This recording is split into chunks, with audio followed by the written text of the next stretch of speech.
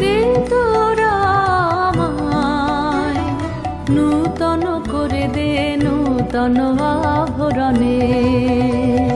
দে তোরা আমায় নূতন করে দে নূতন আভরণে।